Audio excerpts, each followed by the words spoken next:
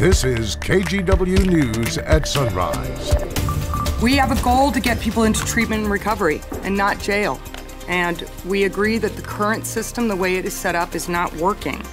That was last night at a public hearing on the proposed changes to House Bill 4002, changes that would roll back the drug decriminalization in Oregon that was created by Measure 110. Coming up, we'll preview tonight's vote on whether those proposed changes will move to the House floor. And a family is suing the owner of a local 7-Eleven and the chain itself, alleging the store is responsible for a man being shot and killed in 2022. Ahead on Sunrise, now the family's attorney is saying the alleged gunman, who was acting as a stand-in security guard, was unqualified for that position.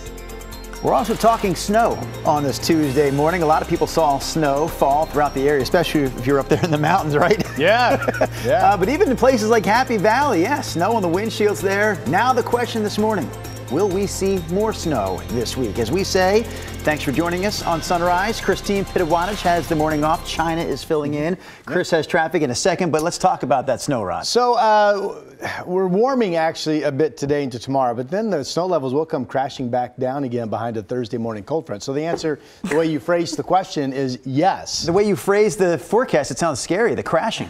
That's my intention. Part of the story we had for overnight, last night into this morning was we're going to get kind of a moisture break, meaning a little bit of moisture around, but not much. That's exactly what radar is showing. Some flurries to light snow showers up in the Cascades, not much over the Coast Range right now. Some spotty showers in the valley, but there is increasing rain gathering offshore.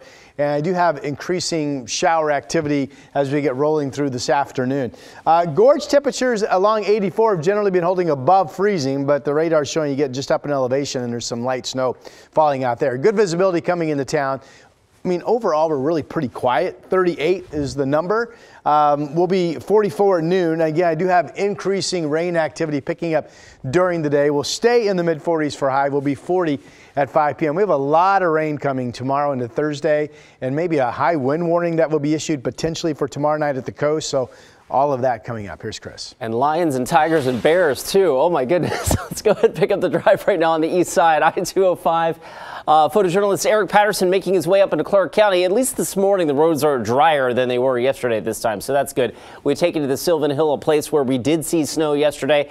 It is dry. It is very light with the traffic volume out there. I did want to point out, and to Rod's point about the low snow levels, there's a lengthy section of Coast Range Highway 26 that is snow covered this morning, about 25 miles or so. Quartz Creek, Sunset Rest area there. You can see the temperatures near 32 degrees. And of course, as we get up into the Cascades, this is near Brightwood. It's 1,200 feet this morning. Snowy all the way up over the Cascade passes this morning. Guys? All right, Chris, thanks for that update.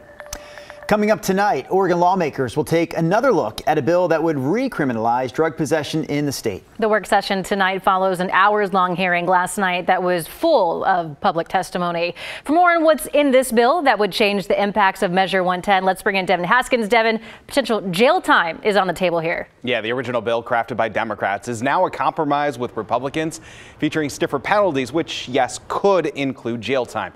Under House Bill 4002-24, simple drug possession would be called a drug enforcement misdemeanor. That's a new type of crime. Those convicted of it would initially get probation for a maximum of 18 months, not jail. But if that probation was violated, a judge could send someone to jail for up to 6 months.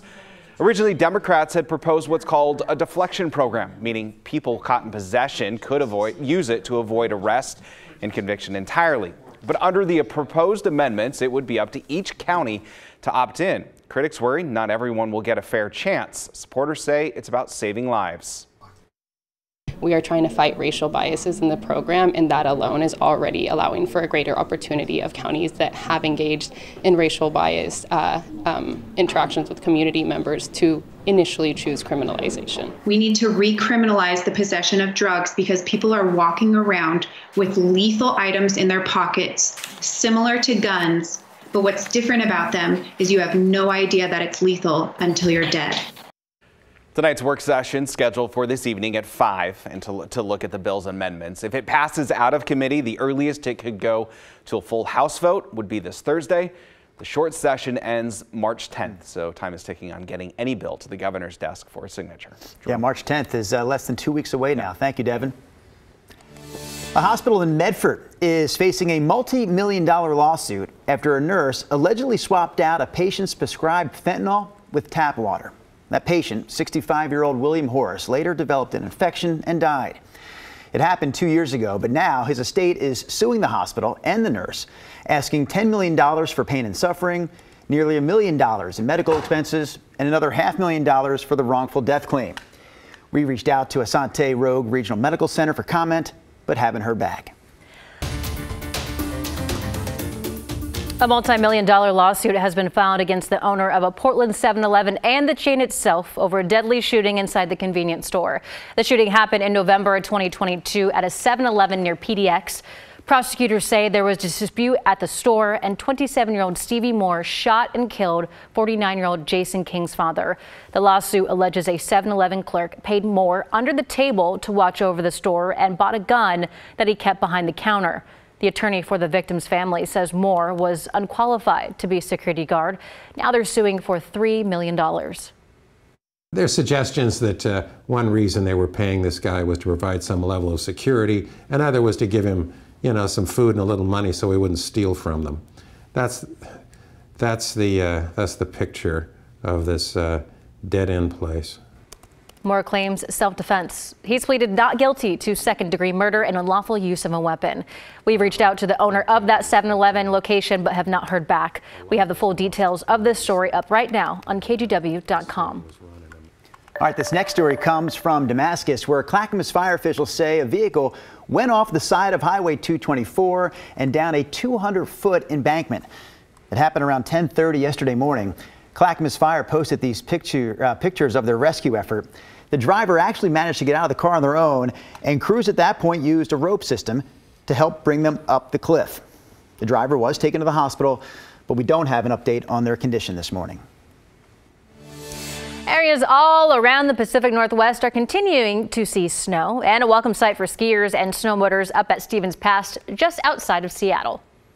This is probably will be voted the best day of the season. It's delightful.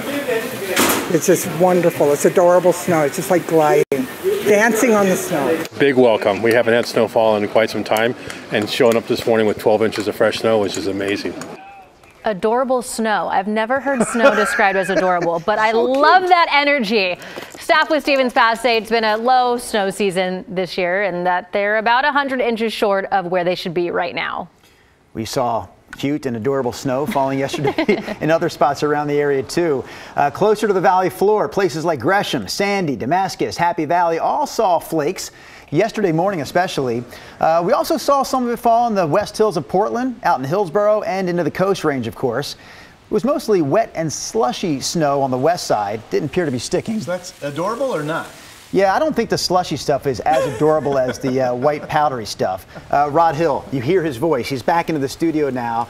Let's talk about the Cascades because they're getting hit with no doubt about it snow. Yeah, so 32 inches since that front came through Sunday evening at Meadows and counting. I still think that the total from the front that came through Sunday through this weekend will reach 80 inches of new snow in Mount Hood. Jeez. So that's Did you say 80? 80. Well, they've already picked up 32 and they could get 4 more. So by the end of today, they'll be halfway home. Snow calculators are working hard. It's achievable. It's absolutely achievable. Here's the ski report. Now, this shows you snow over the past 24 hours, if you will. The bases are really great now. Timberline 125, Meadows 16, Ski Bowl 61, Bachelor 100. Timberline the last 24 has had an inch more than 2 feet. Meadows has had 16. The Mount Hood snowpack, site specific to Mount Hood, is now back up to 80% of normal to date for the season. So thumbs up on that, right? All right, here we go.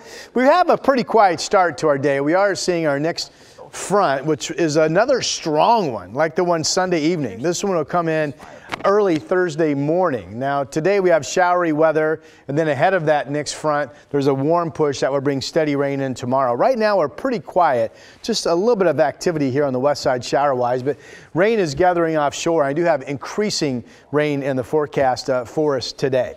It is just wet along 84 out in the gorge, and there's some heavier snow pockets along Highway 26 currently going up to Mount Hood, but it's pretty quiet up through the Coast Range. Chris McGinnis showed you earlier in the show that there's a pretty good stretch of snow-covered roads in the Coast Range, both on the west slope and the east slope of the mountains, by the way. Right now, dry coming into downtown Portland. There's a little bit of shower activity up around Salmon Creek. 35 in Kelso. There are some freezing spots out there, and we've had reports of some ice on windshields and that sort of thing. 37 in Salem. Most of us are above freezing. There's 30 up in Seattle this morning. It's 28 in Bend, and then all below freezing out across eastern areas. Here's our Futurecast movie, 9 o'clock this morning. Remember, the forecast is showers increasing during the day. And notice this is rain this afternoon over the coast range. The snow level today actually starts to go up. Could be as high as 3,000 feet by early evening, and then gets up above 4,000 feet potentially during the day tomorrow. Now, what I really want to show you here is tomorrow. This is a rainy start to your Wednesday. That is rain all day with heavy rain pockets. And then the front comes through early Thursday morning. Now we've got winter storm conditions returning to the Cascades. And during the day on Thursday, we'll see snow start to pick back up over the Coast Range. Check out this. I think this is overdone. But with that said, even being overdone, you get the idea it's really going to come down. This shows up to 3 inches of rain at the coast and well over an inch to maybe 2 inches in parts of the Willamette Valley. That is mostly what's coming down tomorrow into tomorrow night, ending early Thursday morning. Wow. Now for today, spotty showers will start, increasing afternoon rain or increasing showers. Temperatures hold in the 40s, so still chilly for this time of the year. There's a steady rain tomorrow, the rain to showers Thursday. And then Friday, Saturday, we're back to snow levels below 1,000 feet, which means we could have exactly what we had yesterday. Do you call that adorable? I'll leave that up to you. That's my forecast. So cute, Rod. Thank you.